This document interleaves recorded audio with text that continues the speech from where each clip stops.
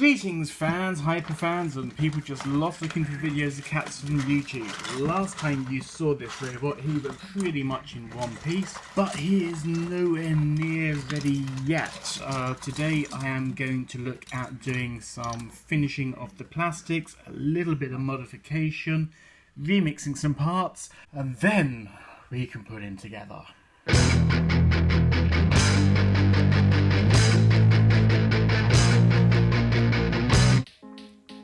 Okay, so here's all the parts. I've done a test fitting. I've tried to sand this piece down and put a coat of paint over it. You can still see a huge amount of layer lines on it. I've got a few things to try to smooth these out. Because I'm using two different types of plastic, the bright coloured stuff is ABS and the grey is PLA. I can't use the same technique on everything. The first thing I'm going to try is just smoothing it with a little bit of acetone. So this is nail varnish remover. It contains basically acetone and water.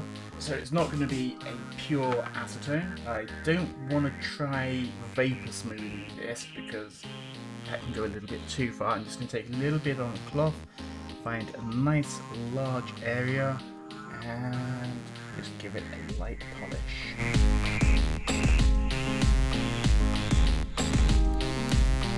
Okay, so if I compare two pieces, I've just gone over very lightly with nail varnish remover. It's dulled it slightly.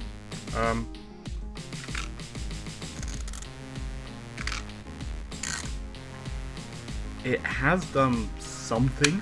It has smoothed this a little bit.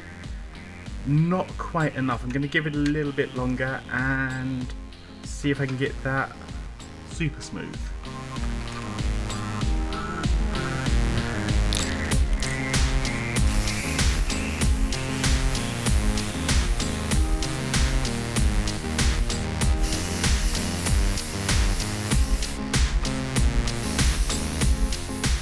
So I have got the legs painted up, nice dark green. I have some 5mm 3D printed pegs, which I did try to actually play with a spring fit, but it didn't quite work. These aren't the ones that have been designed by Martin, but they will fit in there just about. And this is the carrier for them. Now the legs are not sort of super smooth. You should be able to tell that there's actually some layer lines visible on that, which is actually okay. Because these are based on the Marvel illustrations, they're actually quite low detail, so I'm using some of that as sort of extra detail.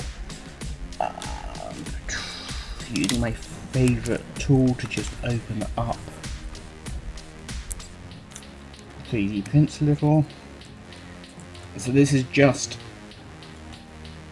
a small file that's come out of its handle, but actually this end is really good for just reaming through the different sizes to stretch holes out. And if I can squeeze the peg in, it doesn't need to be very far in, just starting it. And then I can take this whole thing over to my vise and use it to just squeeze that in. Okay, so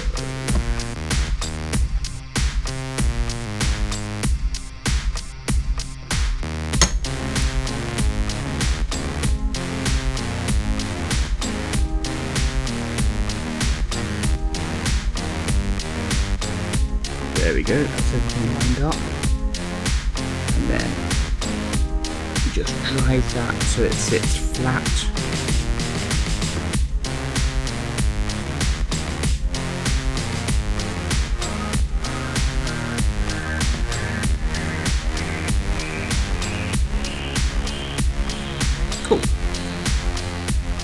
Okay, so I've worked on a few parts trying to finish them off. This piece I had sanded down. I've used super glue to seal it, done a little bit of filling, a little bit of sanding, and it's still not as smooth as I want it. I've tried doing some vapor smoothing on the legs, which I could get 2 of them.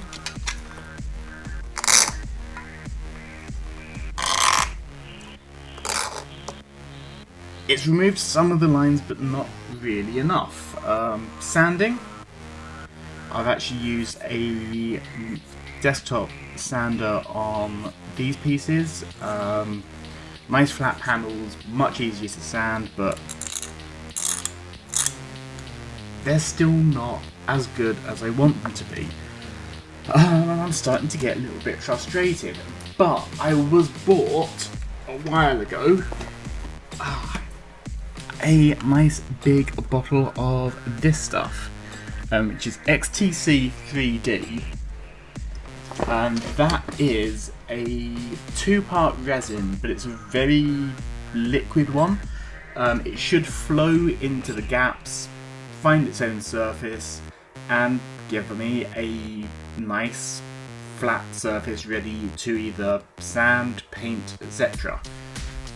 Haven't used this stuff before, and I've got very odd shaped parts, so I have got my homemade pegboard there, which is basically just a scrap of wood, hundreds of holes drilled in it, and cocktail sticks. I'm going to try it also on this Jason mask that I printed and filled, see whether I can get that to go a little bit smoother. Let's see what you actually get in it. There are some extras in here that you don't get. For example, my friend included lots of tiny plastic cups, a few syringes for measuring it out, but you do get a poly brush, which is basically a bit of angled foam on a stick, the Part A bottle, Part B, which has got very squashed, and let's see what else, stirring sticks, and the instruction sheet.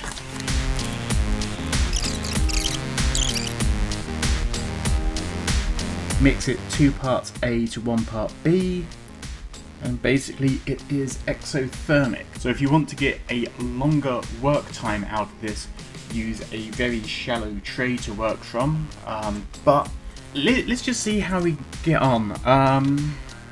Okay, so I'm going to be using 2 small syringes to measure this out. Since this is the first time of me using them, I'm just going to mark up each syringe with A and B.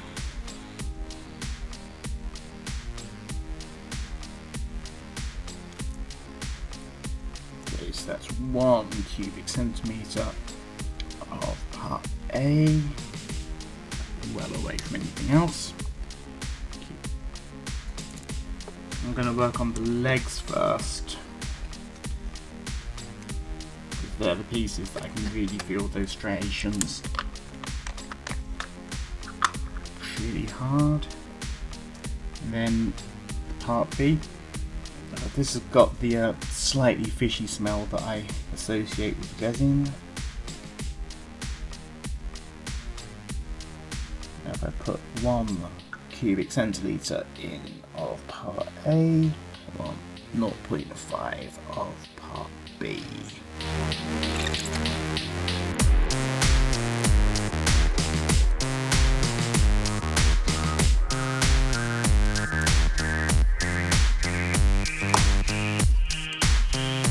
So it feels quite runny, and it's definitely going in between the lines. I was told to only mix up a very small amount because it goes a very long way, but I think that this 1.5 mil is probably just enough to do the legs. I might get some on the mask, but I'm definitely going to have to make up a little bit more of this.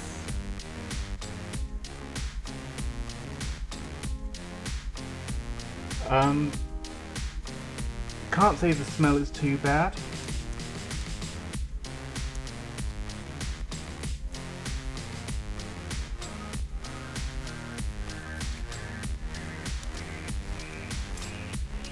Seems to be going on fine.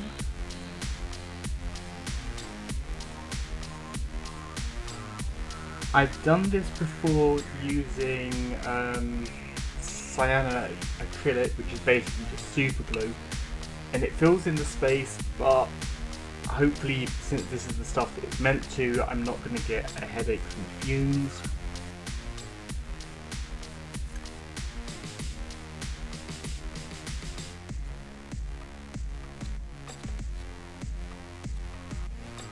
Right, well, I'm going to have to wait for those to dry, and we'll see what it's like when it's set. Okay, so I have now pretty much printed out everything I need. I did a few spare guns, which I'm going to get down to cleaning up in a bit. I've done a little bit of painting of green. Lots of stuff has been varnished and smoothed, so that's ready to go to paint. The chest did have a part I could print, but I've just painted this in orange and filled it in with 2-part epoxy. This is something that I designed and printed myself, so that it's basically the Zarok shield that turns into the scorpion head, so that my Zarok headmaster can be off and separate. So this has all been great, apart from these shoulder pieces. I've got these ones on here at the moment, but they're not brilliant, and this is nothing to do with Printformers designs. They're really good, but I have a printer that has limitations. Now, this is one of the really good things about 3D printing. You can edit to your machine's limitations. I mean, I've printed so many of these in so many orientations with sort of rafts and brims, and they just have not turned out fantastically. It's really clever the way that they're done. They're supposed to be printing so there's no sort of internal support material. This I did another orientation to try and get just a better result, but none of them have really done what I wanted them to. So I then designed a set of these printing in halves, and these turned out kind of okay, but they're really bulbous at the bottom. So I did another remix of it, and the print failed halfway through. So finally I have designed a remix where the two halves interlock, and the tops are printed out pretty well. I'm still going to need to do a little bit of filling and finishing before I paint them, but I think we are now done. Added bonus, I've now got gun mounts top and bottom, which will kind of feed into the edits that I'm doing later on.